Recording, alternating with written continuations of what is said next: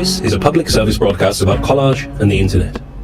Collage always is, always has been, always will be. Collage is a fundamental human right and basic human activity. Collage is an imposition on the human race and a way of dealing with this imposition.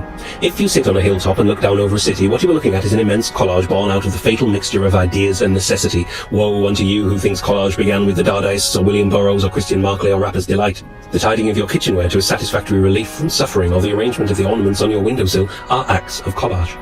The arrangement of the documents into alphabetical order in your office, which you must admit carries its own aesthetic delight, is an act of collage. You who sits in the pub and organises beer mats on the table, and I admit I am one of you, you are a collagist. The librarian, always my favourite, in delving daily into the Dewey Decimal System, is a collagist. The library itself is an immense collage. People have always been able to stick things together. When Kurt Schwitters gathered the detritus of every day and stuck it to pieces of wood, people shouted radical, but the truth is that the way we organise our day-to-day lives, file our receipts, tidy our bedroom, are all acts of collage, that is to say, the arrangement of things. In the 21st century, we can take this as a given, because surely we don't need to go into the whole, but is it art thing here? You can go somewhere else for that. Let us accept the default mode of very interesting YouTube video of woman sat alone talking about something is potentially as interesting and historically viable as the Virgin of the Rocks. In the early days of the internet, there were some young, errant fools who thought this marvellous new technology and mode of communication had the power to create a truly democratized culture where the big businesses had no impact on the tastes of the population, a utopia where money had nothing to do with it, and artists would be able to reach their audiences because people's tastes would be governed by curiosity and the magic power of the hyperlink. Certainly, in the early 2000s, there was a sense of a generation eager to jump down the rabbit hole or, more contemporary to the time, take the red pill or the blue pill or whatever colour it was. We all know what happened instead. In the early 2000s, I made a piece called M, 1000 Year Mix. The idea was that, in coming into the new millennium, and with the historically insanely fast developments in our understanding and communication in the 100 years before, we as a species were left spinning around delirious, and suddenly we had this marvellous new technology that enabled us to share the world, to marvel at each other's diversity, to actually examine and understand the world in some kind of form that was relatively organised, but could also give birth to glorious chaos. The access to archive and the more open approaches to copyright at that time as a response to all the new questions the internet threw up suggested that one approach to understanding our world was to use digital collage. Throw 5 disparate sounds from the internet onto a timeline, play them together, about 30 seconds in, you hear magic. Some peculiar polyrhythm that a human being could never have dreamed of. Then your music becomes a collaboration between you, the computer machine, and the internet machine. I envisioned a world where the whole education system was taken over by collage.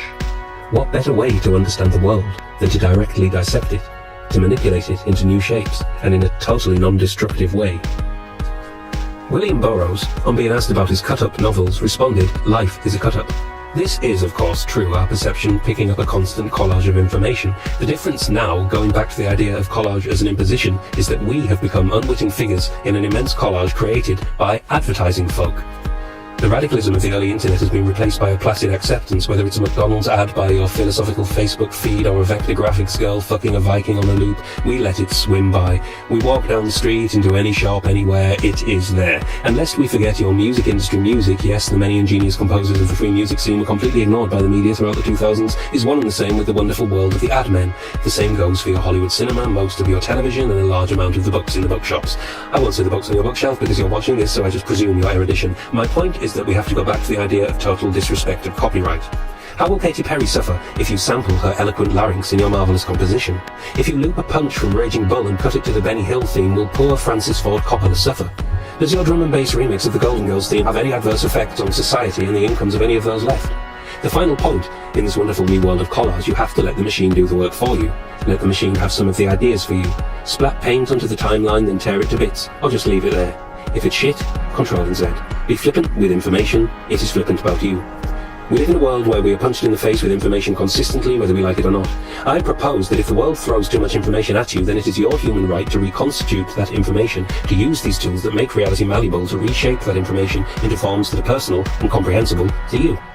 There is one proviso. Plagiarism works in the 21st century only if your kleptomania reaches to those above you. That is to say, if David Guetta stole a piece of my music, I should be justifiably very sore, because David Guetta has a lot more money than me and should be able to pay me for using a sample of my music. I have one working pair of shoes, and all my trousers have holes in the crotch, and have been homeless numerous times over the past 20 years. So I think David Guetta will manage, if I do this.